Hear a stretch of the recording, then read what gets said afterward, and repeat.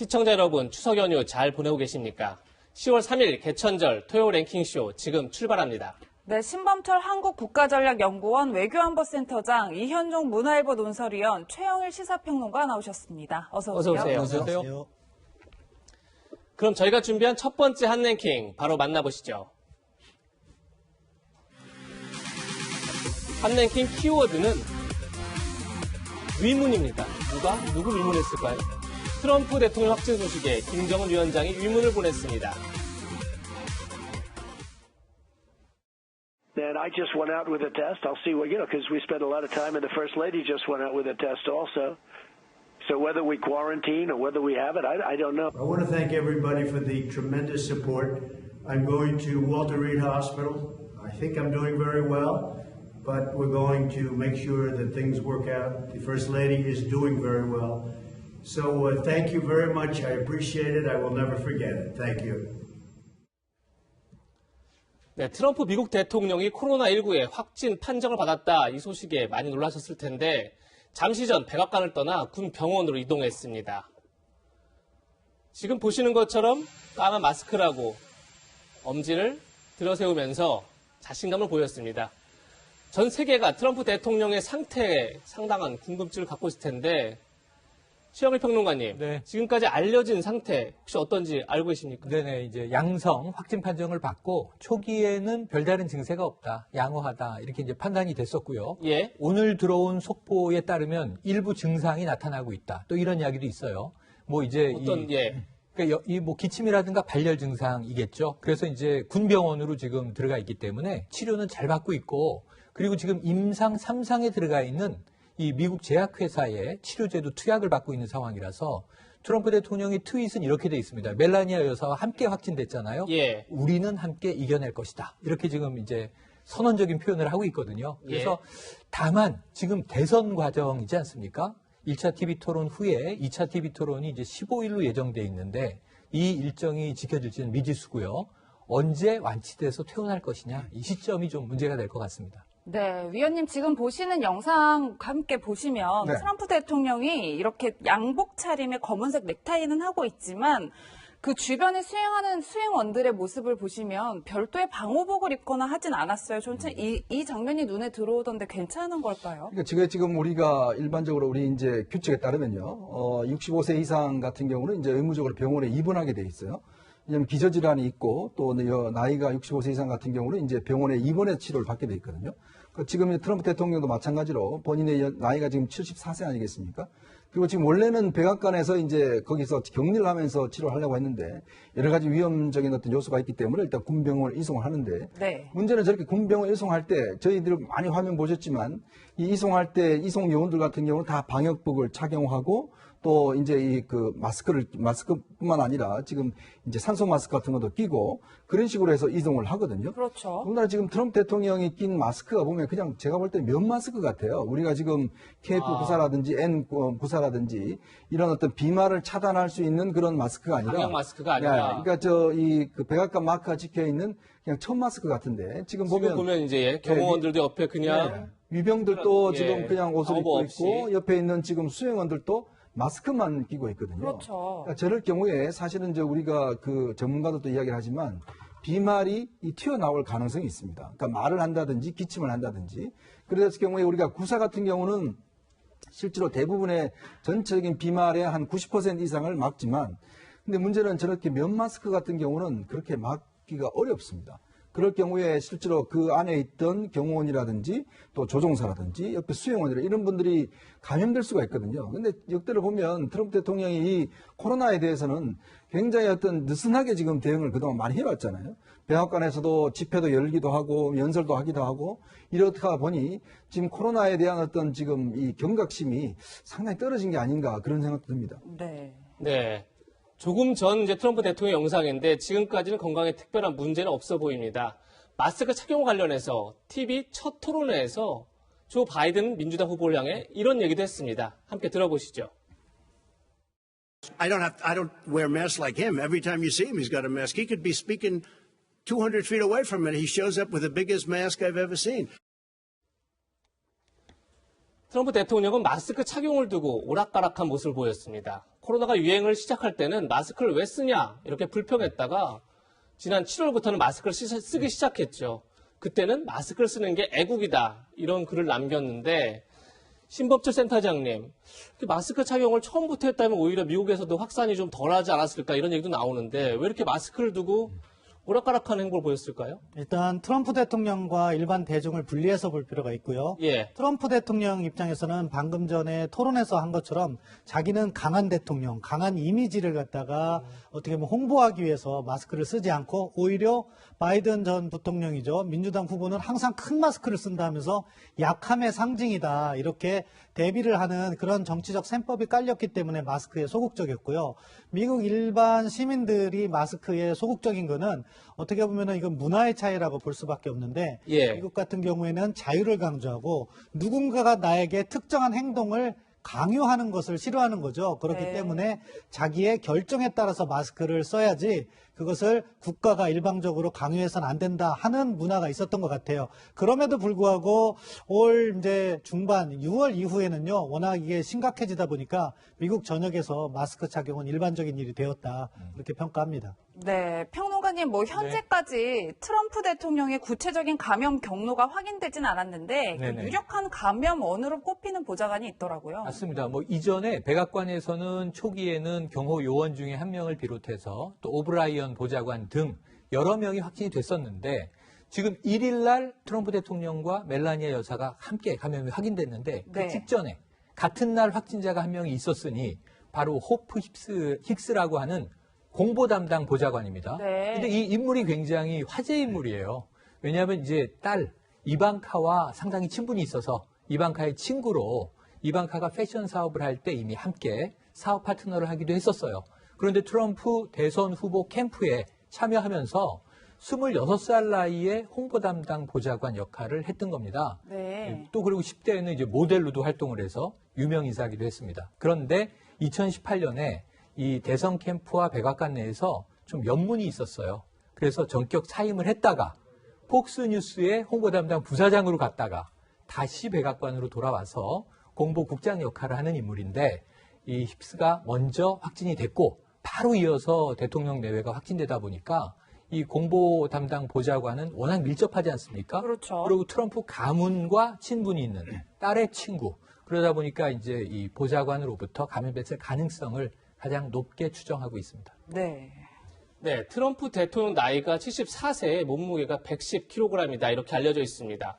고령의 비만이어서 코로나19 고위험군으로 분류되고 있는데 신범주 센터장님, 앞으로 건강이 악화되면 미국 대선은 어떻게 되는 건지 굉장히 궁금한데 미국 일각에서는 바이든에게 굉장히 유리해졌다 이런 전망이 나와요. 어떻게 보십니까? 일단 선거 구도를 먼저 말씀드리면 바이든에게 유리해졌다는 것이 결국 앞서 말씀드린 것처럼 자기는 마스크를 착용 안 하고 강함을 나타내려고 했지만 결과적으로 코로나에 걸림으로 해서 어떻게 보면 이런 부분, 방역 부분에 있어서 소홀한 지도자다 이런 인상이 퍼질 가능성이 있는 거죠. 그리고 대외적인 활동을 당분간 하지 못함으로 인해서 선거에 불리한 것도 작용하고요. 그래서 일부 여론조사에면 한 8% 어떻게 보면 당선 가능성이 낮아졌다 이런 통계도 나오고 있는데 바이든 부통령에게 유리한 구도가 하나가 있다고 보고요.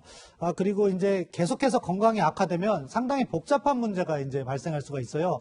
왜냐하면 선거를 앞두고 대통령 권한대행을 임명해야 되느냐. 그렇죠. 그리고 이미 선거 투표용지에는 트럼프 대통령이 들어가 있는데 그걸 바꿀 수 있느냐. 벌써 미국의 언론에서는 그러한 선거에 미치는 영향까지도 이렇게 분석이 돼서 기사가 올라오고 있는데 결과적으로 트럼프에게 다 불리한 정보가 될 수밖에 없기 때문에 이번 트럼프 대통령의 코로나 확진은 선거에서 불리한 요소로 작용할 가능성이 높다고 봅니다. 네, 미국 대선이 오늘로 딱 한 달 앞으로 다가왔는데요. 당분간 트럼프 대통령의 모습을 공식 석상에서 보긴 힘들 것 같습니다. 지난달 29일 첫 TV 토론회가 있었는데 그야말로 난타전이 벌어졌습니다. 당시 영상부터 보시겠습니다. Do you have any idea what this clown's doing? There's nothing smart about you, Joe. 47 years you've done nothing. Let's have You know, Biden lost badly when his supporters are saying he should cancel the rest of the debates. Just last night I had a truly unique experience of debating whatever his name was, Donald Trump. 네, 위원님 막 야유가 쏟아지고 사상 최악이라는 평가까지 받고 있는데 다음 TV 토론회 이번 달 15일로 예정돼 있는데 진행이 가능할까요? 제가 참 미국 대선 TV 토론을 여러 차례 봤지만 지난 토론회만큼 정말 미국의 민주주의 정치가 이렇게까지 어떤 진행이 됐나라는 생각이 들었어요. 정말 이건 토론이라고 할 수 없을 정도로 어떤 면에서 보면 정말 일방적으로 이야기하는데 계속 끼어들고 사실은 토론이 진행되지도 않고 이제 그러다 보니까 정말 이게 미국 대선 TV 토론이냐라고 할 정도로 이제 여러 비난을 받았지 않습니까? 그렇죠. 아마 이제 어떤 면에서 보면 미국 정치가 워낙 진영화되다 보니까 실제 이 토론보다는 서로 어떤 면에서 싸우고 그다음에 또 그것에 대해서 잘못하더라도 또 지지하는 이런 현상이 비롯되다 보니까 아마 최악의 토론회가 벌어진 것 같습니다. 그래서 이제 1차 토론회에서 워낙 문제가 많다 보니 2차 토론회에서는 좀 진행 방식을 바꾼다는 뭐 이야기도 있었어요. 그렇죠. 문제는 지금 이제 2차, 3차 이제 세 번의 토론회가 있거든요. 공식 토론이. 이제 이 토론회가 이제 어떤 여론의 어떤 지지에 큰 영향을 미치고 시청자도 한 1억 명이 넘는 굉장히 중요한 이벤트 아니겠습니까? 문제는 지금 이제 트럼프 대통령이 저렇게 치료를 받으면 우리나라 기준으로 하면 최소한 14일 동안은 일단은 이제 치료를 받아야 됩니다. 예. 그러면 2주 동안 예를 들어서 치료를 받아야 되는데 그러면 토론회가 불가능하거든요. 그렇네요. 문제는 기저질환이 있고 또 연세가 많이 드신 분 같은 경우는 이게 굉장히 좀 이 회복이 늦어질 수가 있어요. 그럼 자칫하면 트럼프 대통령이 대선 때까지도 회복이 안 될 가능성도 있습니다. 네. 자, 그렇게 되면 일단 TV 토론은 어렵게 되는 상황 아니겠습니까? 근데 문제는 이 대선을 연기를 하려면 최종 결정권자는 미국 하원이 결정하게 돼 있는데 예. 지금 문제는 바이든 지금 후보 같은 경우는 이번에 음성으로 나왔거든요. 그렇죠. 근데 지금 하원은 미국 민주당이 장악을 하고 있습니다. 그러면 민주당 입장에서는 대선을 연기하지 않겠죠. 그렇죠. 그러면 대선이 그냥 진행된다고 한다면 15일 토론회는 굉장히 저는 어렵지 않는가. 뭐 가능성은 예를 들어 우리 같이 랜선 인터뷰를 통해서 서로 어떤 비대면 인터뷰를 통해서 할 수도 있겠는데 그는 그만큼 효과가 떨어질 수밖에 없는 상황이고 또 트럼프 대통령이 제대로 또 말을 못한다든지 아니면 아픈 모습을 보이는 이렇게 될 경우에 기존 트럼프 이미지와 정반대 이미지 이런 것들도 나타날 수가 있는 거거든요. 그래서 현재까지는 2차 토론은 어렵고 3차 토론, 즉 20일 날 3차 토론까지 가능하겠는가 이런 전망도 나오고 있습니다. 네. 예. 굉장히 눈길을 끄는 기사가 하나 있었는데 트럼프 대통령이 SNS에 확진 결과를 공개하자 좋아요가 170만 개, 리트윗이 90만 회, 댓글이 55만 개가 달려서 역대 트럼프 대통령이 올린 트윗 중에 가장 호응이 컸던 그런 트윗을 좀 꼽히고 있습니다. 최영일 평론가님, 네. 이 수치를 어떻게 봐야 할까요? 그러니까 일단은 이게 좀 가치 중립적이죠. 제가 지인, 우리 신범철 센터장님의 페이스북을 보다가 좀 안 좋은 글이 올라왔는데 좋아요를 누를 때 꺼려지게 되거든요. 예. 좋아요가 내용에 대한 좋아요가 되면 안 되는데 그렇죠. 이분의 일상 소식에 대해서 격려의 좋아요도 있을 수 있는데 자 트럼프 대통령이 나 확진됐습니다의 좋아요가 확진돼서 좋다는 건지 아니면 대통령님 이겨내세요 좋다는 건지 이게 확인이 어려워요. 그런데 이제 굉장히 많은 호응이 있었다는 거 하나와 예. 리트윗은 90만 회 지금 계속 늘어나고 있습니다. 예. 그런데 문제는 댓글을 보면 성향을 알 수 있죠. 그렇죠. 댓글이 대부분 거봐라 안일하게 대응하더니 잘 걸렸다. 이런 조롱조의 댓글이 많다는 거예요. 이거는 지금 확진에 대해서 긍정적인 반응보다는 부정적인 반응이 많다는 게 좀 댓글로 확인이 되는 바가 있고요. 그리고 지금 더 흥미로운 건 중국 쪽입니다. 황구시보는 아주 강력하게 안일하게 대응한 트럼프 대통령이 확진됐다. 이거 봐라. 코로나가 얼마나 위험하냐. 그래서 중국이 이런 반응을 낸 게 좀 의외예요. 왜냐하면 중국을 사실 바이러스의 이 원천으로 예, 지목을 하고 있는 상황인데 중국 내 네티즌들이 또 미국의 지금 이 리트윗 또 좋아요 못지않게 상당히 이 뉴스에 반응을 하고 있습니다. 네, 신 박사님, 저희가 뭐 첫 번째 주제로 다뤄봤지만 사실 이런 가운데 김정은 위원장의 위문이 굉장히 신속하게 전달이 돼서 이례적이다라는 평가를 받고 있는데 저희가 좀 CG로 준비를 해봤어요. 근데 김정은 위원장이 쾌유를 빌면서 뭐 따뜻한 위로를 보낸다 이런 취지의 서한을 발송을 했는데 일단 타이밍도 그렇고요. 이 발송 사실을 공개했다는 것 자체도 굉장히 이례적이다 이런 평가를 받고 있더라고요. 예, 그렇죠. 상당히 신속하고 그걸 또 공개까지 했으니까요. 두 가지 측면이 있다고 생각합니다. 하나는 일단 김정은 위원장 측에서는 트럼프의 대북 정책 다른 내용적인 측면보다도 탑다운 방식 정상 간의 유대를 이어간다는 입장에서 트럼프 대통령을 선호했던 것으로 이렇게 전해지고 그런 측면에 있어서 트럼프 대통령의 쾌유를 비는 거죠.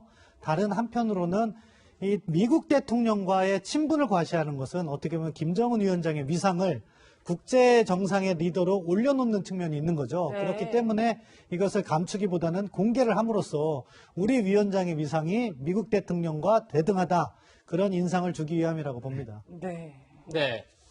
트럼프 대통령의 코로나19 확진 소식까지 짚어봤는데 빠른 큐 빌겠습니다. 다음은 이번 추석을 강타한 나우나 신드롬 관련 소식입니다. 저희가 준비한 두 번째 핫랭킹 키워드를 나우나 이렇게 잡았습니다.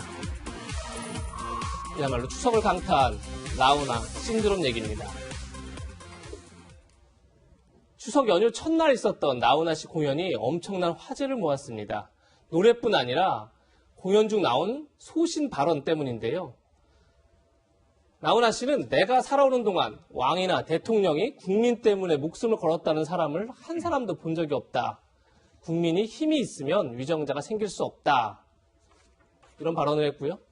아무래도 이 발언이 북한군의 우리 국민이 사살된 사건을 떠올리게 하면서 관심을 모은 것 같은데요. 이현종 의원님, 혹시 공연을 직접 보셨나요? 네, 공연을 봤는데 정말 15년 만에 처음으로 이렇게 직접 공연에 나선 거거든요. 제가 기억하기로 아마 예전에 아마 그 공연을 MBC인가요? 그때 이제 한번 공연을 한 적이 있는 것 같습니다. 그 이후에 15년 만에 이제 처음으로 이번에 KBS에서 공연을 했는데요. 특히 이번 같은 경우는 이제 본인이 일체 개런티도 받지도 않고 예. 이제 이런 이 청중들이 없는 상황에서 랜선으로 이제 한 거거든요. 네. 미리 선정된 분들만 이제 중심으로 해서 이제 들어와서 볼 수 있도록 이렇게 해서 이제 녹화 중계가 됐는데 특히 이제 감동스러웠던 거는 우리가 가왕 그러지만 정말 나훈아 씨가 왜 가왕인지를 아마 여실히 보여준 공연이 아닌가. 특히 어떤 면에서 보면 우리 지금 국민들이 느끼고 있는 어떤 감정, 힘듦 이런 것들을 정말 위로할 수 있는 그런 노래들로 이제 전체적인 이제 짜였다는 데 의미가 있는 데다가 더군다나 그 가왕이 오랜만에 15년 만에 나와서 던지는 한마디 한마디가 어떤 면에서 물론 뭐 해석하는 분에 따라서는 다 다르게 있을 수가 있겠지만 각자 느끼는 바에 따라서 정말 마음속에 어떤 면에서 보면 상당히 와닿는 이야기를 많이 하신 거거든요. 그만큼 어떤 면에서 보면 자기 음악에 대한 열정 그리고 어떤 자기가 사실 그동안 이야기를 한 게 자기가 그동안 이게 무대에 안 선 이유가 뭐냐면 자기가 어떤 무대에 집중하기 위해서 또 노래에 대한 영감을 얻기 위해서 11년 동안 세계를 꾸준히 다녔다는 거 아니겠습니까? 그러니까 그래서 어떤 면에서 보면 음악인이라는 게 단순히 노래하는 직업이 아니라 정말 자기가 어떤 이 목적과 힘, 어떤 이게 없으면 이 음악인이 아니라는 거거든요. 그런 면에서 본다면 이 15년 만에 한 공연의 묵직함뿐만 아니라 그가 우리 국민들한테 던지는 위안과 메시지. 그게 저는 또 오히려 감동적이었습니다. 네, 신 박사님 앞서 이 나훈아 씨의 발언이 해석은 다 다를 수 있다라고 말씀해 주시긴 했는데 정치권에서 즉각 반응을 했어요.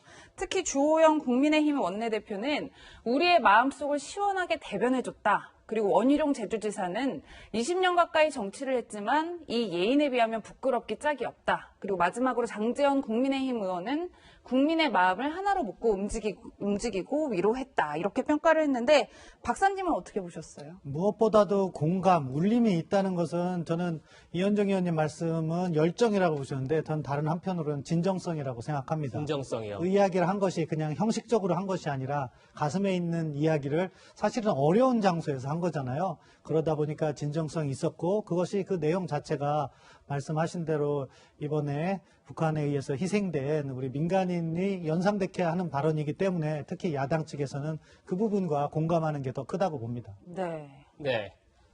하지만 여권에서는 전혀 다른 목소리가 나오고 있습니다. 박수현 전 청와대 대변인은 오늘 본인의 페이스북에 나훈아 씨 말이 문재인 정권에 대한 비판, 민심인 것처럼 난리를 치고 있다. 나훈아 씨의 말을 아전인수식으로 떠들기 바쁘다. 이렇게 비판했는데 최영일 평론가님은 어떻게 보셨어요? 네네. 이게 뭐 아전인수. 저는 정치인 분들이 주로 이 대세에 묻어가는 일종의 신공들이 있는 것 같아요. 예. 원희룡 지사 발언이 원희룡 지사는 상대적으로 젊은 정치인입니다. 예. 그래도 보수 진영 내에서는 소장파로 지금까지 커오셨는데 문제는 내가 20년 정치 생활했는데 부끄럽다. 이거 비교하시면 안 돼요. 이분은 반세기가 넘게 가인 생활한 분이에요. 네. 연세가 70대잖아요. 예. 그 반세기 동안 이 대중가수였지만 이제는 예술인의 반열에 오른 예. 저는 그냥 시대 경지에 오른 거 아닌가 이런 생각도 들어요. 그런데 이제 나하고 비교하려고 그러면 마이너스가 되는 거예요. 그래서 오히려 그냥 존경을 표하면 되는 거 아닌가. 그런데 이제 정치인 중에 특히 이번에 보수 정당이 혹할 수 있는 대목은 제가 들으면서도 있었어요. 국민이 힘이 있으면 위정자가 생길 수 없다. 예. 국민의힘이 직접 등장하잖아요. 우리 정당 이름이 거론됐네? 하고 여기에 묻어가려는 유혹, 전 당연하다고 봅니다. 정당 이름은 국민의 힘이죠. 네네. 네. 국민이 힘이 있으면이지만, 뭐, 국민의 힘이니까, 결국은. 예. 그래서 이제 이러한 것들은 흥미로운 대목이고, 저는 슬쩍 묻어갈 수 있다고 봅니다. 수저 얹어도 좋다고 보는데, 또 이 정부가 좀 뜨끔할 이야기들이 없었던 것은 아닙니다. 예. 하지만 이제 전체 맥락을 쭉 보면서 저는 뒷부분은 이렇게 되거든요.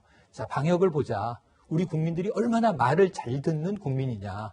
그러니까 이러한 우리 국민이 최고다. 국민이 1등 국민이다. 결론은 이거예요. 그러니까 결국은 정부가 원하는 메시지도 담겨 있고 또 야권이 혹할 만한 메시지도 담겨 있고 해석하기 나름인데 저는 다 지금 대세에 묻어가려는 정치의 속성은 당연해 보이는데 너무 다 우리 거다. 이렇게 주장하면 나훈아 씨만 입장이 곤란해진다 하는 생각을 해봅니다. 예술은 예술로 또 놔두는 이 여백도 있어야 될 것 같습니다. 네, 신 박사님 정말 나훈아 씨의 이 발언이 파장이 굉장한 것 같은 게 과거에 나훈아 씨가 평양 공연을 거부했던 이 일화도 굉장히 재조명되고 있다고 하더라고요. 어떤 사연이 있었던 건가요? 예, 그 당시에 평양 공연이 추진되다가 북측에서 아마 이것저것 까다롭게 구속하는 부분이 있었던 것 같아요. 그런데 이제 그런 구속에 얽매이지 않으신 거죠. 그리고 이번에 2년 전에 있었던 정상회담 축하 공연 같은 데도 초청이 됐는데 스케줄을 이유로 참석하지 않겠다. 네. 이런 것을 보면 이 나훈아 가황이라고 불리는데 정말로 예술인으로서 자유를 더 중시하시는 것이 아닌가. 특정한 이벤트에 가서 얼굴을 알리는 것보단 자기의 예술적인 소신이라든가 자유, 그 부분을 강조해 왔다는 것이 이번에 제가 아까 진정성을 이야기한 것도 그렇기 때문에 그 말 한마디 한마디가 더 울림이 있다고 생각합니다. 네. 예. 지금 CG를 보면요. 지금 화면을 보면 당시에 이제 이런 일이 있었다고 그래요. 지금 북한 김정은 위원장이 오라고 요구했던 배우들이 왜 안 왔느냐. 그러면서 콕 집어서 나훈아 씨 얘기를 했다는 겁니다. 그런데 당시에 도종환 문화체육관광부 장관이 나훈아 씨는 스케줄이 있어서 못 왔다 이렇게 얘기했는데 아마도 김정은 위원장 입장에서는 아니 어떻게 북한에서 오라고 했는데 안 올 수 있지라고 굉장히 의아했던 것 같아요. 이게 이제 체제상의 차이인 거죠. 북측은 권위주의 체제. 그렇기 때문에 당국이 이야기하면 어떠한 사람들도 그 명령에 복종해야 되는 것이고. 당연히 와야 된다고 생각할 텐데. 우리 같은 경우에는 자유민주주의 체제. 그렇지만 우리도 아직은 정부의 영향력이 크잖아요. 네. 그럼에도 불구하고 나훈아 씨 같은 경우에는 자신의 스케줄을 이유로 사실은 뭐 스케줄 조정도 가능하겠지만 그럼에도 불구하고 자기 자신의 소신이나 자유 이런 것을 더 강조했기 때문에 거절을 했다고 보고 그것이 양 체제를 잘 설명하고 있다고 봅니다. 예. 당시 알려진 바에 따르면 예. 사실 나훈아 씨가 실향민을 위로하는 노래를 부르겠다. 예. 그렇게 이야기를 했더니 이 실향민이라고 그러면 사실은 북한 입장에서 보면 북한 체제가 싫어서 내려간 분들 아니겠습니까? 그 노래 안 된다라고 이야기를 했던 거예요. 그 노래 안 부르면 나는 못 간다. 내가 부르고 싶은 노래는 바로 실향민들에 대한 위로의 노래인데 그걸 내가 북한에서 못 부르게 하는데 내가 왜 가냐 해서 본인이 이제 거절했다는 뒷이야기가 있습니다. 예, 상당한 소신을 지켰다 이렇게 보이는데 우리 음악 얘기도 같이 한번 해보죠. 공연 중에 나훈아 씨가 선보인 신곡 테스 형이 젊은 층 사이에서 상당한 화제가 되고 있습니다. 잠깐 들어보시죠. 이게 지금 테스 형입니다.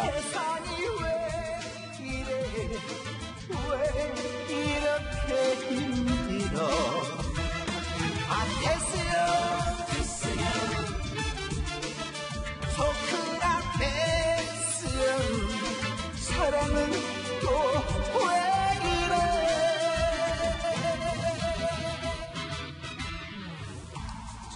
네. 지금 테스 형을 여러 번 외치는데 저 테스 형이 소크라테스라고 해요. 예, 저는 갑자기 노래 가사에 소크라테스가 나오죠? 이게 올해 발매된 이 나훈아 씨의 따끈따끈한 신곡 앨범 9가지 이야기에 들어있는데 전 올해 초에 이 앨범 나왔을 때 테스 형이 뜰 줄 알았어요. 근데 다 모르다가 이제 온라인 콘서트로 이제 폭발했습니다. 그렇죠. 소크라테스 그냥 우리 식으로 테스 형이라고 부르면서 세상살이가 왜 이렇게 힘드냐. 소크라테스도 힘들게 살았습니다. 2500년 전 아테네에서. 그런데 지금 이제 고인이죠. 천국은 살만합니까? 뭐 이런 인생의 질문을 하는 굉장히 철학적인 노래거든요.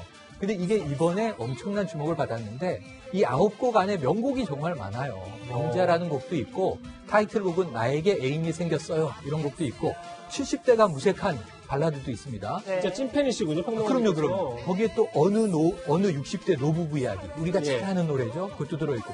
마지막 곡 엄리는요. 이게 또 정치적으로 묘해요. 5.18 추모곡이에요. 아, 예. 그래서 이분 경상도 분인데 전라도 사투리로 망월동 무등산이 등장하는 노래도 있어요. 그렇군요. 그 폭이 엄청나게 넓은 거예요. 근데 이 중에 제가 이미 한 5, 6개월 전에 터질 줄 알았던 테스 형이 이번에 터졌네요. 예. 네. 그런데 이 소크라테스를 언급한 인물이 또 있습니다. 바로 유시민 노무현 재단 이사장인데요. 어떤 내용인지 직접 들어보시겠습니다. 계몽군주 때문에 되게 시끄럽더라고요. 아, 그렇죠. 내가 너무 고급스러운 비유를 썼나 봐요. 옛말에 식자우환.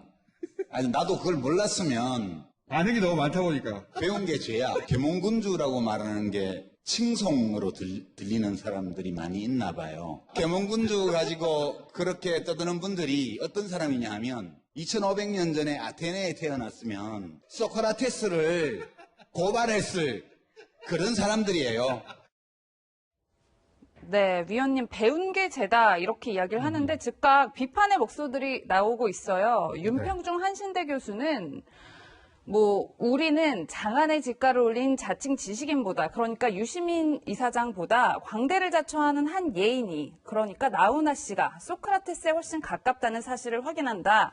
이렇게 이야기를 했고, 진중권 전 교수는 살해당한 장례식장에서 범인이 계몽법인이라 하는 격이다라면서 유시민 이사장을 비판했어요. 어떻게 보셨나요? 많이 알고 계시는 유시민 이사장을 많이 모르는 제가 비판하기가 참 머쓱합니다만은, 그러나 제가 알고 있는 소크라테스는요, 2500년 전에 정말 진리만을 추구하던 분이었습니다. 너 자신을 알라라는 이야기를 하면서 그 권력에 대항을 해서 진실만을 추구하다가 결국은 독배를 마셨지 않습니까? 그것도 악법도 법이다 하면서 본인이 인정하고 독배를 마셨죠. 자, 당시에 여러 가지 그 세상의 어떤 정치인이 되기 위해서 많은 어떤 이 달콤한 이야기를 하는 소피스트들이 많았어요. 그렇지만 소크라테스는 항상 진실만을 이야기하다 결국은 목숨을 끊었거든요. 자, 그런 면에 붙여본다면 지금 유시민 이사장은 본인이 스스로가 의용지식이냐고 이야기를 해왔습니다. 자, 근데 소크라테스가 언제 의용지식인 역할을 했나요? 어떤 면에서 보면 소크라테스는 권력에 대항해서 항상 진실만을 이야기를 했습니다. 자, 그런 소크라테스와 지금 의용지식인하고 자부하고 있는 유시민 이사장이 어떻게 같을 수가 있죠? 자기는 어떻게 이 소크라테스와 같은 반열에 있고 저같이 비판하는 사람들을 당시에 소크라테스를 죽이라고 했던 사람이라 비판한다면 모르겠습니다. 많이 아시는 유시민 이사장께서 어떻게 생각하는지 모르겠지만 더군다나 계몽군주라고 이야기를 하면요. 제가 알고 있는 계몽군주는 정말 18세기의 계몽사상가들의 사상을 받아들여서 법치와 인권을 어떤 면에서 보면 정착시킨 군주들을 이야기를 하는 겁니다. 네. 자, 그런데 김정은 위원장이 과연 법치와 인권을 이야기할 수 있는 자격이 있습니까? 자기 형을 독살하고 그다음에 자기 고모부를 어떤 처형해서 시신을 갖다가 이렇게 전시하고 지금 북한 주민들이 얼마나 지금 힘든 생활을 하고 있습니까? 그걸 뻔히 보면서 그걸 계몽군주라고 이야기를 하는 사람을 비판하는 것을 자기는 소크라테스고 그 소크라테스를 비판하는 사람과 같다라고 이야기하는, 글쎄요, 저는 참 이 유시민 이사장의 정신세계를 잘 이해를 못하겠습니다. 네. 나훈아 씨 얘기하다가 갑자기 정치권 얘기를 하니까 상당히 실망하는 분도 있을 것 같은데요. 여기서 조금 더 얘기를 해보겠습니다. 제가 잘 알고 있죠. 이른바 남방열사로 불리는데 배우 김부선 씨도 비판의 목소리를 냈습니다. 스스로 좌파라고 자신을 규정하면서 공무원 이모 씨 생전에 월북을 밝혔다는 녹취 당장 공개해라 이렇게 밝힌 건데, 그러면서 좌파들아 우리 제발 괴물은 되지 말자 이런 얘기를 했어요. 최영일 평론가님, 네네. 김부선 씨까지 지금 북한군에 의해서 민간이 학살된 거에 대해서, 사살된 거에 대해서 굉장히 비판 목소리를 냈네요. 맞습니다. 그러면서 저 마지막 대목을 잘 보시면 서로 상대 진영에 대한 비판은 우리가 익숙하잖아요. 예. 정말과 비하반을 쓰면서 이게 좀 저는 톤다운이 돼야 하는데, 우리가 소통의 좀 정치가 돼야 하는데, 근데 김부선 씨 저 얘기는 좌파들아 하고 우리라는 표현을 쓰잖아요. 제발 괴물을 되지 말자. 그럼 자신을 같은 진영에 놓고 우리라는 이제 이야기를 하는 겁니다. 지금 이게 월북이냐 아니냐 논란이 한 축에 있지 않습니까? 이게 국내에 지금 분열이고요. 그렇죠. 남북 간에는 진상규명이 필요한 대목인데. 그렇죠. 아니, 저는 두 개 다 가정을 할 수 있어요. 실족에 의한 사고다, 아니면 월북 의사가 있었다. 근데 월북 의사가 있었다고 가정을 하면 이 사살은 더 이상 더더욱 납득이 안 되는 행위예요. 그렇죠. 그럼 우리는 북한을 더 강하게 규탄해야 돼요. 아니, 한 체제가 마음에 들지 않아서 다른 체제로 가겠다는 사람을 쏴 죽이는 경우는 없지 않습니까? 그러니까 북한 규탄의 강도는 더 높아져야 한다. 네. 정부의 이 군의 분석이 사실이라면. 근데 이런 상황에서 좀 뭐랄까 면피성으로 월북이라고 하는 대목이 등장하는 것은 바람직하지 않다. 그래서 이 부분은 여야가 모두 유리한 부분을 강조하고 있는 상황 아닙니까? 한쪽에서는 월북, 자진 월북이다. 또 한쪽에서는 시신을 불태웠다. 모두 다 팩트의 확인이 필요합니다. 그래서 이 명절 연휴 다 끝나가는데요. 다음 주 초에는 빨리 적절한 수위의 이 대북 규탄 결의안을 여야가 채택을 하고 그 다음엔 진상규명을 지속적으로 한 목소리로 북한에 요구할 필요가 있다. 그러면서 또 김부선 씨의 이야기를 오랜만에 한번 우리가 진영 논리를 떠나서 귀 기울여 볼 필요가 있다. 이런 생각이 듭니다. 네, 신방수사님 지금 진상규명의 중요성을 말씀해 주셨는데 실제로 북한 뭐 빠르게 사과는 했지만 정작 이 공동조사 요구에 대해서는 응답이 없는 상황인 거죠? 예, 그야말로 묵묵부답인데요. 이미 사건이 발생한 지 10일이 지났고 우리 정부가 공동조사를 요구한 지도 일주일이 지났어요. 네. 그런데 그 과정에서 북한은 아무 말도 안 하고 북한의 언론 보도라든가 이런 것을 보면은 내부 문제, 다가오는 노동당 창건 75주년 기념일 행사라든가 수해복구라든가 코로나 문제만을 언급하지 남북관계나 이러한 사건, 사고에 대해서는 절대 언급하지 않고 있거든요. 그렇죠. 그런 점을 고려할 때 우리가 이대로 간다면은 북한이 공동조사에 요구할 가능성은 정말 낮다. 따라서 최영일 평론가님 말씀처럼 우리가 국회 차원에서 촉구 결의안을 낸다든가 또는 정부 차원에서는 국제기구나 연대를 강화한다든가 그런 모습을 함께 보여줘야 될 거라고 생각합니다. 네. 다음 한랭킹도 정치권 소식으로 이어가겠습니다.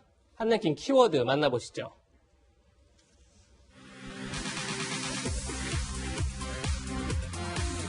이번 키워드는 추한무치입니다. 추한무치와 개념 상실, 어떤 내용인지 한번 살펴보시죠. 보좌관이 뭐하러 그런 사적인 일에 지시를 받고 하겠습니까? 그런 보좌관의 전화를 제가 시킨 일이 없었다라는 말씀이고요. 추미애 장관의 후한무치는 해도 너무합니다. 한마디로 추한무치입니다.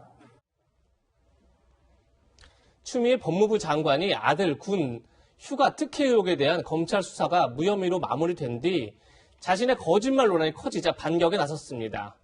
어제 SNS를 통해서 보좌관에게 전화를 준 그날은 대선 직후 지방에서 세계 일정을 빠듯하게 소화하던 날이었다. 아들의 상황을 구체적으로 알지 못한 채 보좌관에게 통화해달라고 했다.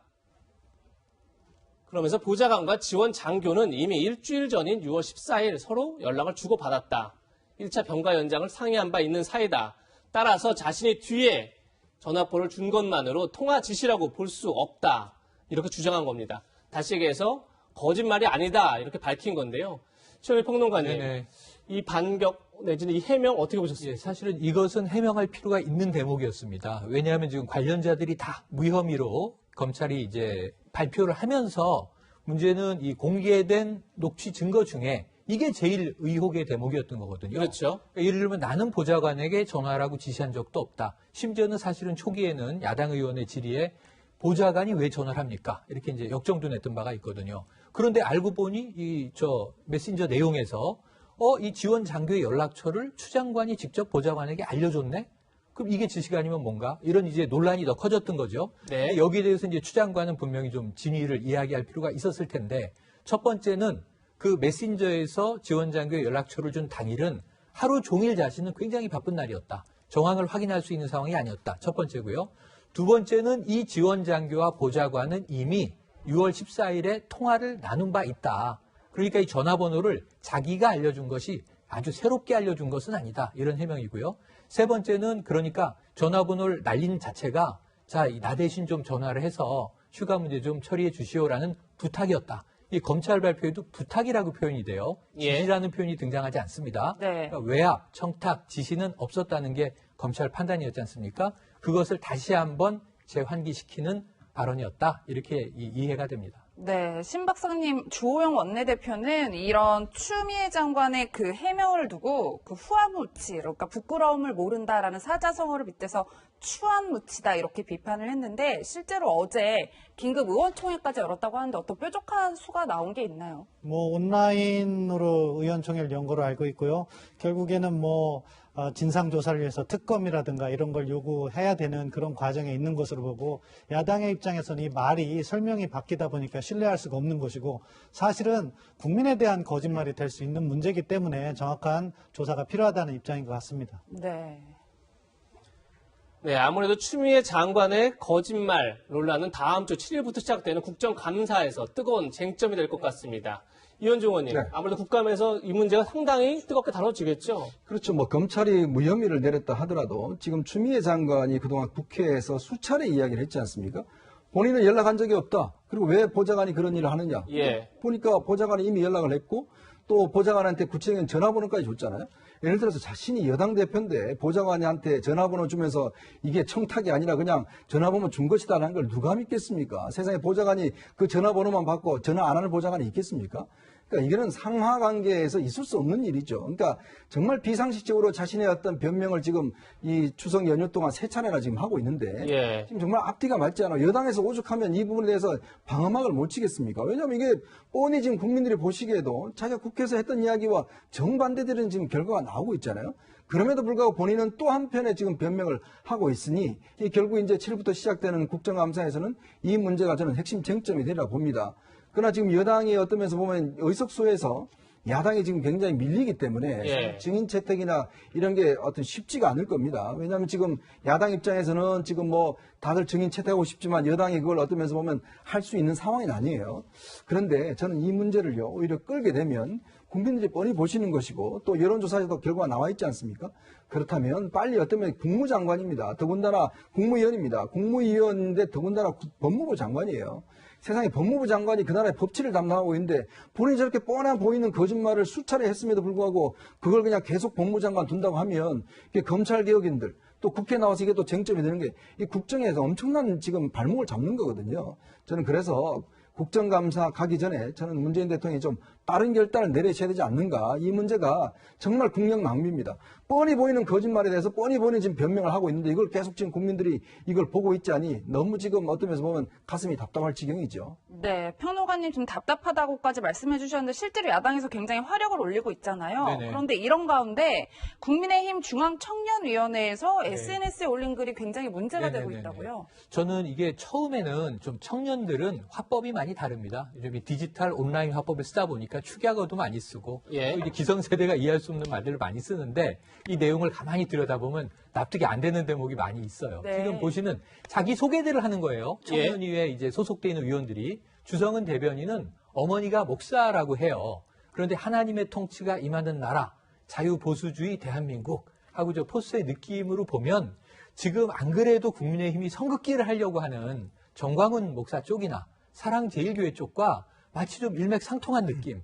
나라를 하나님의 나라로 만들겠다라고 하면 이게 특정 종교 편향성이 또 제기되지 않겠습니까? 네. 그래서 저런 건 좀 이 김금기 기획국장의 경우에는 또 좀 다른 표현을 쓰고 있는데 예. 한강 갈 뻔했다. 그러니까 2년 전부터 곧 경제 대공황이 올 거라고 믿고 예. 그 버스를 타다가 한강에 갈 뻔했다. 이게 무슨 말인가요? 이건 무슨 표현이냐면 주식 투자에 올인했다가 주식 실패한 사람들이 한강 간다는 건 극단적인 표현을 암시할 때 쓰는 비속어거든요. 네. 그러니까 저런 표현은 좀 너무 과한 거 자기소개를 아닌가. 쓴 건 진짜 좀 네, 문제가 네. 있어 보이네요. 그리고 예. 또 남성 의원 한 명의 경우에는 이게 땅깨 알보병 이런 문제를 써요. 그러니까 자기 소개니까 예. 포상휴가 14번 받은 사람이고 나 군필자다 이런 걸 어필하는 건데 또 난 커서도 운동권은 안 되겠다 이런 표현을 쓰기도 하는데 땅깨 알보병은 육군 다녀와 보신 분들은 다 알지만 그렇죠. 비하 발언이거든요. 이게 좀 네. 자긍심의 표현이라기보다는 그래서 오히려 나는 당당한 대한민국의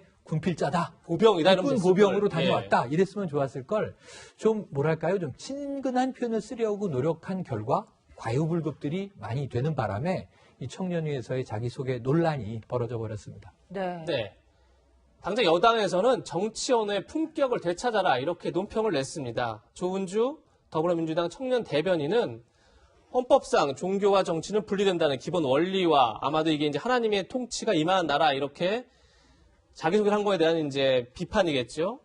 그리고 자유민주주의 정신에 위배되는 표현이다. 정치연의 품격을 되찾기 바란다. 이런 얘기를 했는데 이현정 의원님. 네.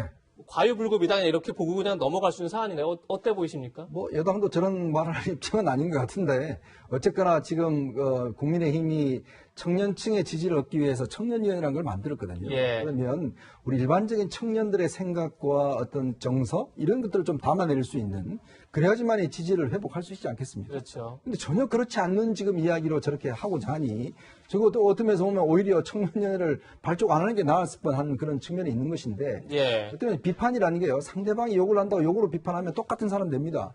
자, 근데 어떤 면에서 지금 청년층이 느끼고 있는 고민과 이런 것들을 좀 더 유머러스하게, 좀 더 풍자적으로 표현을 했어야 되는데 저렇게 극단적으로 이야기를 해버리면 저게 오히려 지지층들을 지금 멀어지게 하는 수밖에 없는 상황 아니겠습니까? 그러면 본다면 저는 국민의힘도 어떤 이런 대중적으로 접근할 때 좀 더 신중하게 접근해야 된다는 생각이 듭니다. 네, 신 박사님 이제 국민의힘 지도부는 당연히 수습에 나섰는데 보니까 앞서 말씀 주신 두 명은 이제 면직 처분을 했고 주성은 청년위 대변인은 대변인직 내정 취소를 했어요. 적절한 조치다라고 평가할 수 있을까요? 예, 저는 이 문제를 개인과 정당인으로 나눠서 봐야 된다고 생각합니다. 예. 개인 정치인으로서는 다양한 주장을 할 수 있고, 기독교 정당도 만들 수 있는 거죠. 다만, 정당인으로서는 그 정당의 가치와 품격 같은 부분을 공유하는 게 있어야 되는데, 그런 부분에 있어서 정당의 입장과 다른 부분이 있기 때문에 당에서는 그러한 조치를 할 수 있다. 그렇기 때문에 이것을 지금 국민적 여론을 감안해서 적절한 조치를 취했다. 그렇게 평가합니다. 네. 네. 신범철 센터 장관은 여기서 인사 나누겠습니다. 다음은 오늘 소규모로 허용된 개천절 집회 소식으로 이어가겠습니다. 이번 한랭킹 키워드는 불심 검문입니다. 광화문에 등장한 불심 검문.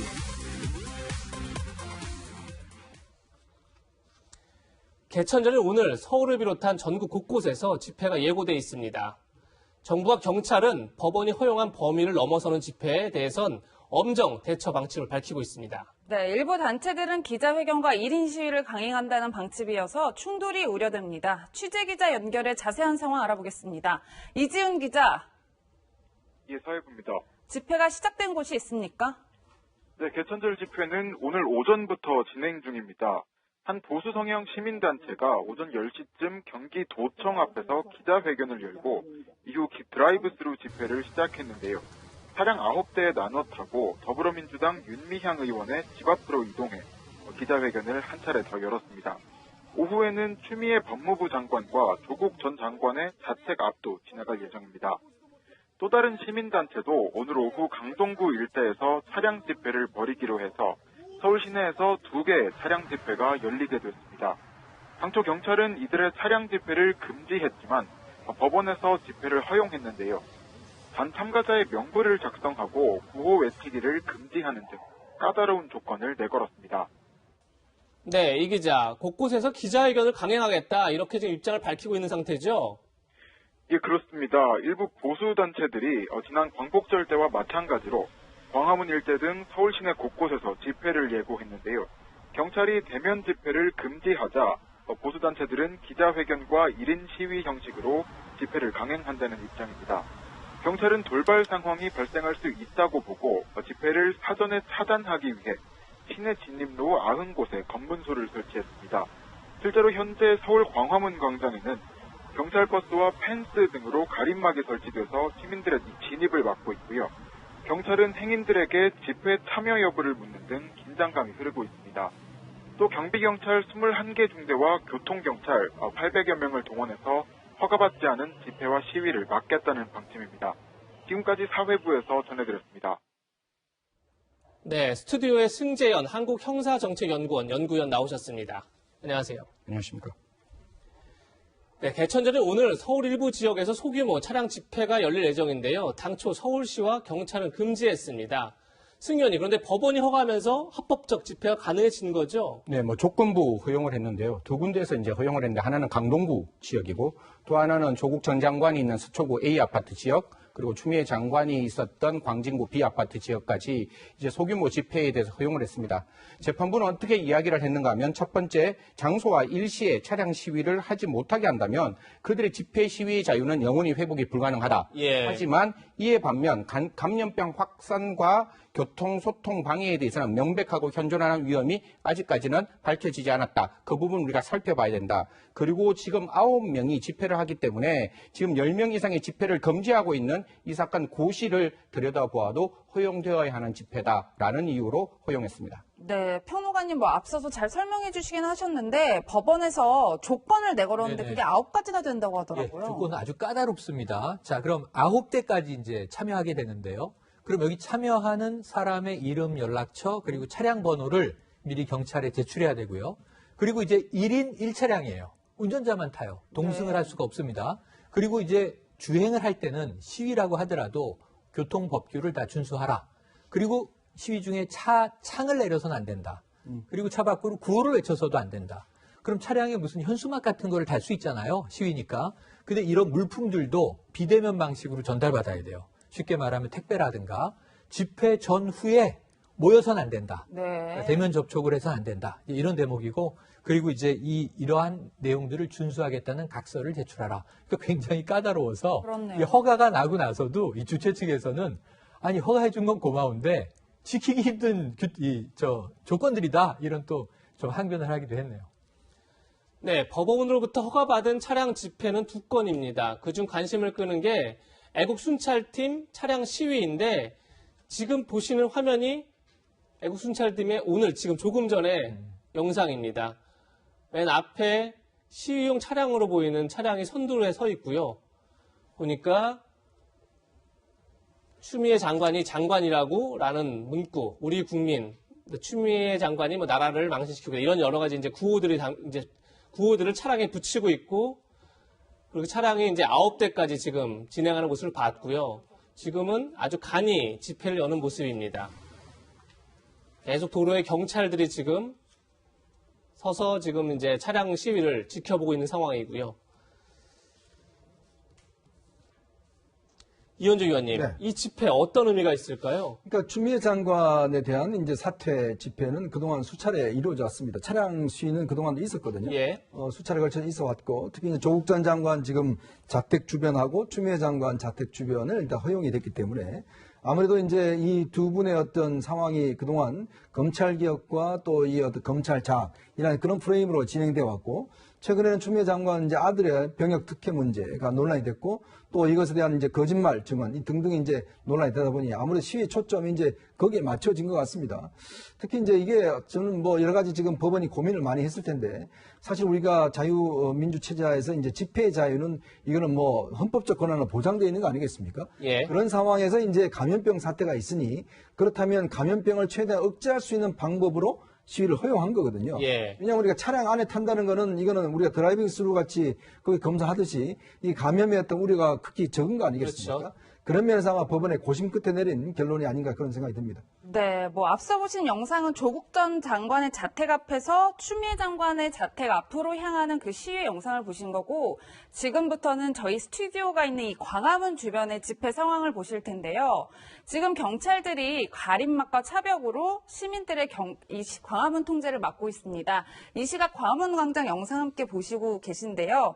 위원님 보시면요. 정말 한산해요. 사람이 한 명도 안 보이는데 물론 허가받지 않은 집회를 막기 위한 조치다라고 볼 수는 있겠지만 저도 이 앞을 지나온 사람으로서 좀 과한 건 아닌가 이런 생각이 들더라고요. 사실 뭐 경찰 입장에서는 선택의 여지가 없다라고 생각합니다. 어차피 총리께서도 공권력이 살아있다는 걸 보여주라고 이야기를 했고 감염병 예방의 확산을 막기 위한 어떤 정부의 조치로서 이러한 어떤 집회 자체를 금지했기 때문에 지금 경찰이 하고 있는 저러한 어떤 행동은 이해가 되는 부분인데 다만 이제 불심 검문이라 그래서 저희들이 이제 이 도로를 지나오는 과정이 있잖아요. 저도 이제 사실 여러 가지 이제 지하철 무정차를 찾아보고 가장 가까운 게 이제 을지로 입구역 쪽이라서 이제 오는데 한 8번 정도 불심 검문을 받았어요. 근데 네. 불심 검문 받는데 경찰들이 되게 친절하게는 해주더라고요. 예. 물론 어떻게 가느냐, 왜 가느냐 그런 걸 물어보는데 다만 이제 그런 입장에서 이제 저 같은 경우에는 이해를 하고 제 이야기를 하지만 또 반대편의 입장에서는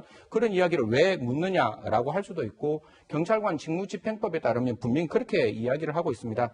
지시자의 신분을 표시하는 정표를 제시해야 되고 소속과 성명을 밝히고 질문하는 이유와 목적을 설명해야 된다라고 하는데 그런 내용들이 이제 정확하게 이제 뭐 이렇게 이루어지는 거는 또 별개의 문제라서 받는 사람들의 마음에 따라서 이게 불편할 수도 있고 또 그들의 어떤 경찰의 어떤 행동에 대해서 이해를 한다면 조금 협조도 할 수 있고 그 사이에서 약간의 충돌은 발생할 수 있다고 생각합니다. 네. 예. 이현주 의원님, 네. 지금 화면 보면요. 사실 여러 단체에서 좀 1인 시위를 하겠다 이렇게 예고한 상태인데 광화문 광장에 사람이 전혀 진입할 수 없는 게 물론 계속 이제 지나가는 시민들을 검문하기도 하지만 지금 차량을 완전히 광화문 광장에 에워싸서 차벽 때문에 들어갈 수도 없는 그런 상황이 됐단 말이에요. 저는 어떻게 보십니까? 제가 이제 80년대 초반 학번인데요. 전두환 대통령 때 또 이제 시위를 했지만 예. 정말 오늘 같은 저를 이렇게 막는 건 처음 봤어요. 네. 완벽하게 당시에도 뭐 불신 검문도 당하게 됐지만 제가 여기 방송까지 오는데 제가 한 5번 정도 검문을 당했거든요. 예. 그러니까 이렇게 어떤 면에서 완전히 이제 이게 원천 봉쇄한 거 아니겠습니까? 더군다나 이게 우리가 어떤 면에서 보면 예전에 이제 이명박 대통령 초기였나요? 그때 이제 광우병 사태 때, 예. 그때 명박산성이라고 그래서 광화문 앞에 바로 이제 컨테이너로 이 산성같이 쌓아놔서 이제 진입을 못하도록 만든 적은 있었거든요. 그렇죠. 그 정도는 그래도 그때는 그래도 집회를 했습니다. 이쪽은 다 허용을 했기 때문에. 근데 오늘은요. 아예 이 집회 이쪽 오는 분들 그냥 이 산책 나가오신 분들도 거의 검문을 해서 특별한 이유가 없는 경우에 이제 못 도도록 하고 있더라고요.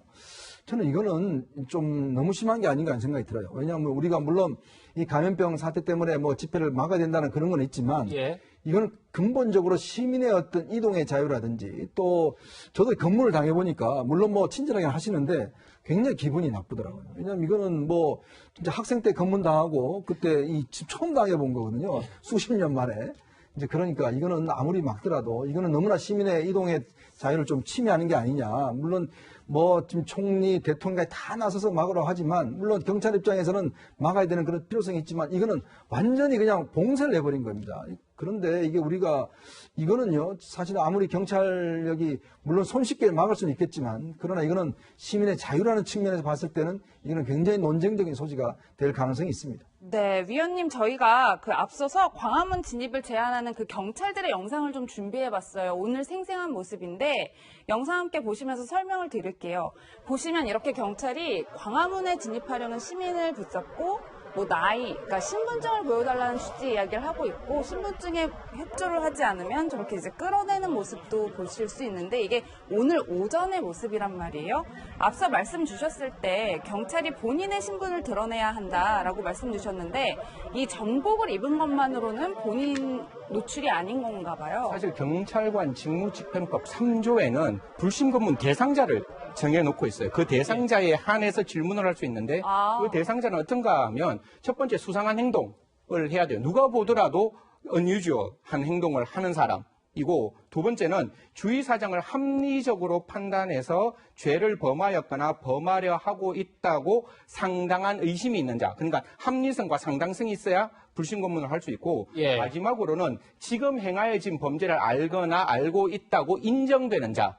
에 한해서 불신검문을 해야 되는 건데 지금 사실 이제 지난 불신검문은 아예 도로는 그 내용을 막기 위해서 불신검문을 하는 거기 때문에 정말 저분이 그런 상당한 어떤 그 수상한 행동을 했는지 그다음에 합리적이고 상당한 의심이 있는지 죄를 범하였다고 아는 사실을 아는 사람인지를 확인해야 되는데 경찰관 입장에서는 그런 것을 확인하지 않는 상태에서 그다음 정복을 입었다는 거는 사실상 자기의 어떤 신원을 제출하는 게 아니라 분명히 나는 어디 누구다. 라는 걸 밝히고 그 다음에 더 중요한 거는 소속과 성명까지 밝혀야 되는 거죠. 그리고 종로경찰서에서 왔는 팀도 있을 것이고 그 다음에 뭐 예를 들어 경찰청에서 나온 팀들도 있을 거니까 그러고 난 다음에 가장 중요한 거는 질문의 목적과 이유를 설명해야 되는데 아마 그 부분에 대해서 제대로 하고 있는지는 개별적인 어떤 케이스마다 다 다를 거라고 생각합니다. 위원님 여기까지 오시면서 한 8번 정도 질문을 받았다고 하셨는데 실제로 정확한 절차가 이루어졌나요? 그 부분에 대해서는 제가 뭐 조금 말씀드리기가 조금 그런데 뭐 저는 그냥 제가 먼저 협조를 했기 때문에 굳이 뭐 그분들이 그런 어떤 구체적인 어떤 정표를 받기 전에 저는 이야기를 했는데요. 사실 이건 경찰관 보면 뭐 분명히 그분들이 잘못했는 건데 그 25, 24밖에 안 되는 의견들도 있는 거거든요. 그럼 그 친구들은 정말 어떻게 보면 여기에 지금 서서 국민들을 맡고 있는 그들도 불편한 모습들이 보이고 있는 점이 있어서 뭐라고 제가 말씀드리기 참 애매한 상황입니다. 네. 최영일 평론가님, 평론가님도 어떻게 검문을 받으셨나요? 근데 깜짝 놀랐어요. 이렇게 두 분은 인상이 좋으신데 7번, 8번씩 검문을 당하시고 저는 오늘 면도도 제대로 안 하고 왔는데 저 2번. 근데 한 번은 제가 물어봤어요.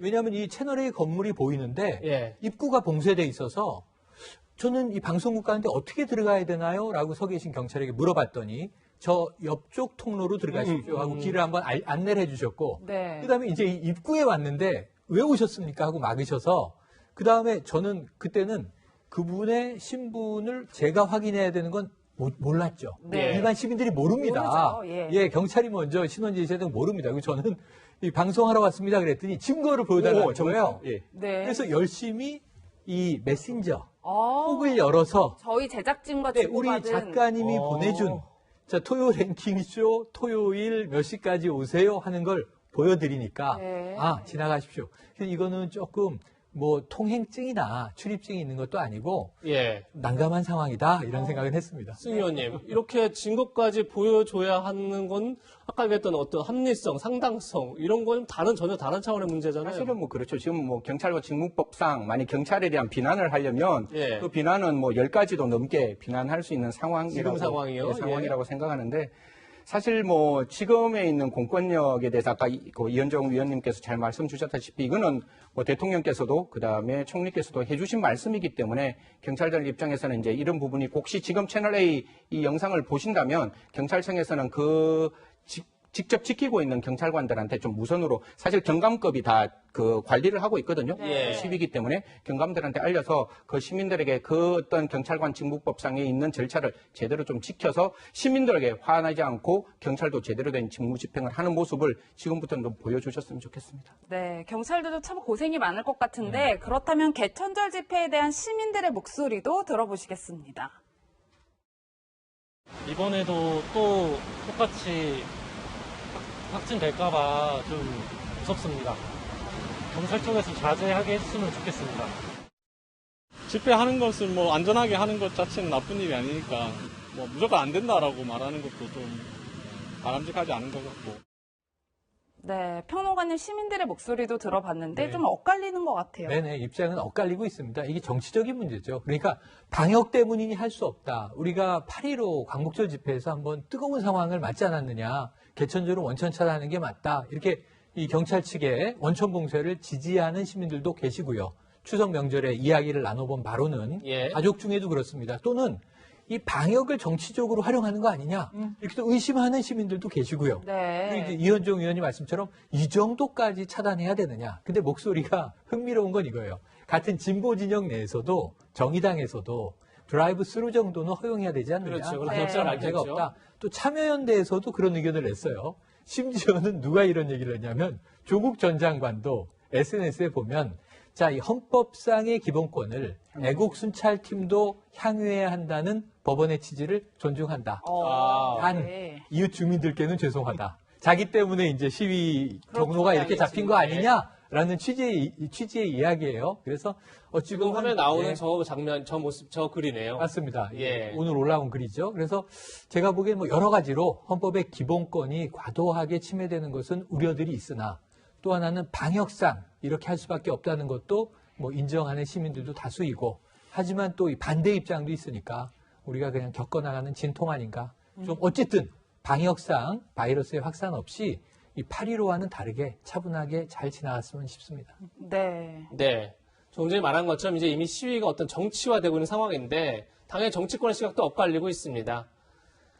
민주당의 이수진 의원은 법원이 현실과 동떨어진 아니라는 인식을 하고 있다. 아마도 소규모 차량 시위를 허용한 것을 두고 이제 문제를 삼고 있는 것 같은데 네. 아마도 이제 8.15 때 소규모 집회를 허용했지만 이제 거기에 다수가 몰리면서 사실상 방역망이 무너진 거 아니냐 이제 이런 전례가 있기 때문에 아마 저런 비판을 하고 있는 것 같습니다. 하지만 주호영 원내대표는 집회 참여는 국민의 기본권이다 이렇게 반박을 하고 있는데 조금 전 이현종 의원님께서도 너무 과도한 통제 아니냐 얘기를 하셨는데 지금 뭐 이제 거의 광화문은 완전히 차량에 의해서 전혀 진입을 못하게 돼 있고 또 차량 시위도 굉장히 9대로 아주 제한돼 있고 이게 앞으로 좀 계속 될 것 같은데 정치권에 상당히 논란이 될 것 같아요. 그러니까 저는 이제 우리나라 민주주의 역사가 그렇게 뭐 길진 않습니다만은 그런 나름대로 국민의 어떤 참여와 또 어떤 민주화에 대한 열망으로 굉장히 세계에서도 굉장히 각광받는 민주주의 국가가 됐지 않습니까? 근데 지금 오늘의 저는 이 모습을 보면서 물론 감염병이라는 그런 이유는 있지만 그러나 이렇게 어떤 면에서 보면 과거 민주화 운동을 주도해왔던 정치 세력이 이렇게까지 막을 수 있는가에 대해서 저는 굉장히 좀 기분이 좋지 않았습니다. 왜냐하면 우리가 어떤 면에서 보면 내 주장을 할 수 있지만 상대편도 주장할 수 있게끔 만들어주는 게 민주주의거든요. 예. 그렇다면 오늘의 집회가 감염병이라는 그런 문제에도 초점 맞춰야 되는데 문제는 오늘의 집회 차단하는 거 보면 아예 못 들어오게 하는 이거는 봉쇄에 가깝습니다. 이거는요 정말 독재국가에서도 있을 수 없는 일이에요. 그러니까 시위할 수 있는 분명한 자유는 주어져야 되고 그것을 또 어떤 행정력이 통제하는 것도 행정력의 능력이거든요. 근데 문제는 아예 다 막아버리고 사람의 통행을 못하게 하고 들어오는 사람들한테 검문을 하고 이런 행위 자체는 저는 내가 볼 때는 이게 아무리 뭐 총리나 이게 지시했다 하더라도 경찰이 이 우리가 헌법의 근본 정신 또 우리가 이런 부분을 따져본다 하면 저는 있을 수 없는 일이라고 봅니다. 그래서 아마 이 문제는 저는 앞으로 굉장히 논란이 될 수 있는 가능성이 큽니다. 특히 오늘의 지금 시위 막는 형태를 보면 경찰이 그동안 해왔던 정말 어떤 면에서 보면 지금의 정권이 그렇게 비판하는 보수 정권에서도 감히 하지 못한 일을 지금 하고 있는 거거든요. 감히 옛날 독재 정권도 이렇게까지는 하지 않았습니다. 네. 저는 이 오늘의 이 집회 차단은 이거는 너무 심한 지금 차단이라고 저는 생각이 듭니다. 한 가지만 간단하게 말씀을 드리면 지금 이제 이게 집회 시위를 완전히 봉쇄하는 쪽이 있고 일정 부분 조건부 허용하는 쪽이 있는데 헌법재판소에서 분명히 어떻게 밝혔는가 하면 그 집회 금지는 다른 모든 수단을 다 살펴보고 정말 그게 안 될 때 정말 최후 수단으로 활용해야 된다라고 분명히 헌법재판소에서는 밝혔기 때문에 지금 있는 것도 사실 A란 지역, B란 지역은 허용하고 있는데 광화문 지역은 지금 다 막고 있는 거잖아요. 그래서 이 부분에 대해서 좀 열린 마음으로 좀 다시 한번 생각을 좀 해봐 주셨으면 하는 마음입니다. 네, 이런 가운데 이낙연 민주당 대표는 어제 서울지방경찰청을 직접 찾기도 했습니다. 그 영상 보시겠습니다. 법원의 판단으로 약간의 위험률이 생겼습니다. 분명한 것은 합법이 아닌 어떠한 집회나 행위도 허용돼서는 안 된다는 것입니다. 이번에는 완벽하게 차단해서 국민들께 안심감을 드렸으면 좋겠습니다. 대통령께서도 말씀하신 바 있듯이 공권력이 살아있다는 것을 이번에 국민들께 확신시켜 주시기 바랍니다. 승 의원님, 지금 이낙연 대표께서 공권력이 살아있는 걸 보여달라 이렇게 얘기를 했는데 지금 그래서 이제 광화문도 완전히 이제 차단이 된 것 같은데 사실 1인 시위를 하겠다 이렇게 얘기를 한 거 아닙니까? 근데 1인 시위는 사실 신고를 안 해도 되잖아요. 집회가 아니기 때문에 신고할 필요가 없는 거죠. 집회라는 것은 다중이 모여서 정치적 의사를, 그다음에 자기의 의사 표현을 하는 건데 1인 시위는 원칙적으로 집회의 그 신고 대상이 아니기 때문에 당연히 살아있는 공권력이 1인 시위에게 만약에 가게 되면 그건 공권력이 남용이 될 수가 있는 거죠. 다만 1인 시위를 하는데 우리 대법원 판례나 헌법재판소 판례가 일정 기간 같이 막 30m 간격으로 서가 있는 것은 그 자체가 집회로 볼 수 있다는 것이고 1인 시위를 할 때 옆에 한 사람이 더 있으면 그건 2인 시위, 그건 이제 다중의 시위가 되기 때문에 그런 불법이 있을 때는 살아있는 공권력을 확인해 주시고 합법적이고 적법한 1인 시위에 대해서는 그 내용을 그 집회는 아니지만 그 시위에 대해서 보장을 해야 된다고 생각합니다. 네, 위원님 이런 가운데 이제 제가 문자를 하나 받았는데 8.15 광화문 국민대회 비대위에서 1시 반에 광화문역 1번 출구에서 집회를 열겠다. 이렇게 문자를 보내왔어요. 충돌이 불가피해 보여요.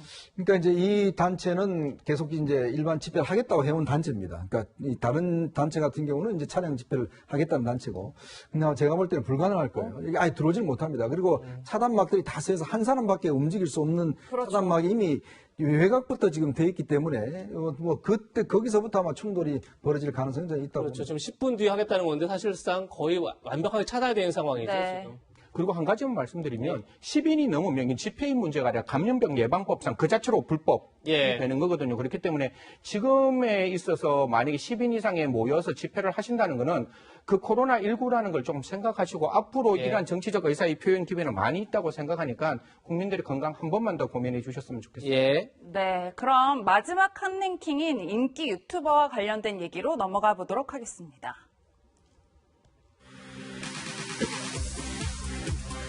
마지막 키워드는 빅2입니다. 가짜 사나이의 빅2 논란을 짚어보겠습니다. 유튜브 예능 가짜 사나이로 그야말로 대세가 된 이근 씨가 빅2 논란에 휘말렸습니다. 우선 어떤 인물인지 영상부터 보시겠습니다. 일어서, 너만 일어서. 인성 문제 있어? 방금 짜증났어? 한 번만 더 보면 방금 죽일 거야, 알겠어? 너 양치 안 했어? 알았다. 숨 쉬지 마. 그 냄새나. 웃겨?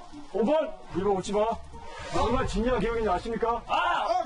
한 4년의 교육입니다.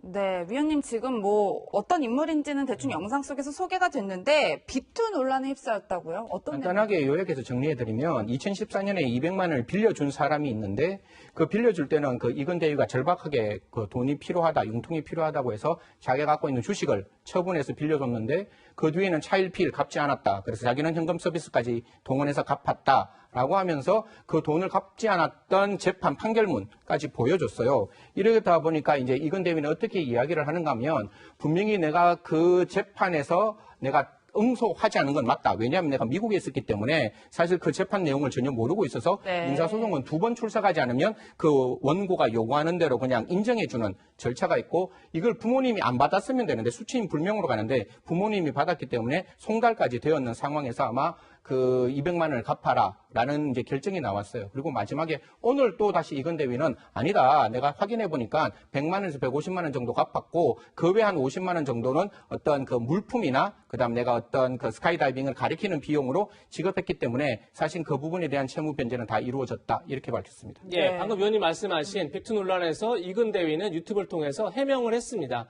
직접 한번 들어보시죠. 네, 돈 빌린 적이 있습니다. 절대 사실 아닙니다.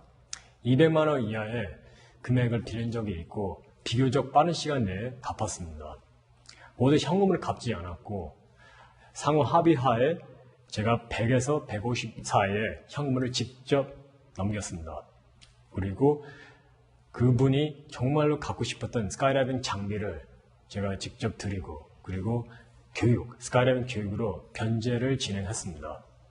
이 사실은 그분도 잘 알고 있습니다.